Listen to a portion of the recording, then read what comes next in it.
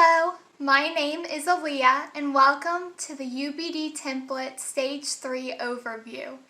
Today we will be going over Stage 3, and Stage 3 is all about alignment and having a close relationship forward and backward with Stage 1 and Stage 2 and creating your course. Let's get started.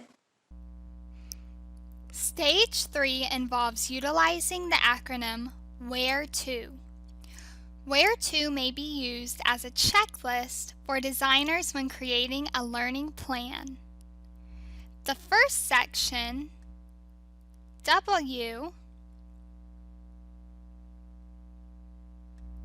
is where is the unit going and what is expected.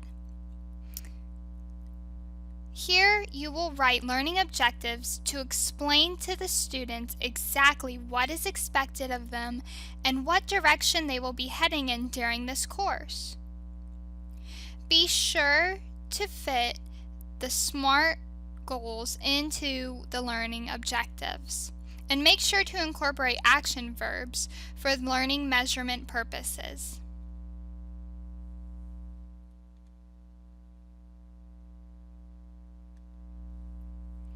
Relevance looks at why the student should want to complete the course. Here you may put benefits the students will gain after course completion and course mastery, as well as content mastery. An example may be, students can apply this knowledge in other areas, fields, or classes. Before you can assess how much a student has learned, it's best to examine how much knowledge they have prior to the beginning of the section or unit. This is where the diagnosis section comes into play. You'll list ways to measure student knowledge before and after a lesson and how to flag any misinterpretations. The H in where to refers to how to keep students interested. List ways you will get students' attention and keep their interest. You will also list the technologies to be utilized to keep student engagement. In the Experience and Explore section, you will list what processes, knowledge, or tools that are essential for students to meet your learning goals.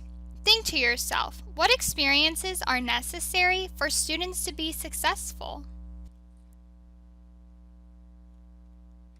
The R in Where to provides a space to select how and where students will receive the opportunity for revision.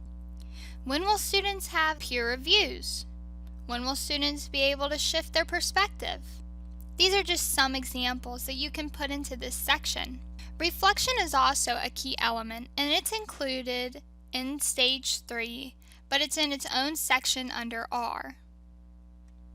Some examples include self-evaluations or learning journals, which will strengthen their metacognition abilities. The second E, evaluate, gives opportunities for students to review and adjust their progress. This differs from the R section above, as instructor feedback is the key item in the evaluative element. Here, you will list how and when students will receive feedback to implement moving forward. T stands for tailor. No student is alike, so how will you organize and accommodate for every student in your course? You may list differentiations, such as processes, final products, or content to adjust to fit every person. The final letter in Where to, the O, stands for organize. Ask yourself, how will the unit be organized for students to have success? There are 5 areas to consider. First, what learner-centered strategies will be incorporated in the course? An example may be using active learning activities, like clickers. Second, in what ways will the course be authentic and relatable to real-world technologies and scenarios? This is where you will put that information. Third, what habits of the mind, higher order skills, or creative experiences will be encountered? Some items may include being persistent or understanding. Fourth, determine how you will review students' progress and learning through different assignments. There should be a nice variety of formative and summative assignments, like an impromptu quiz or a final project.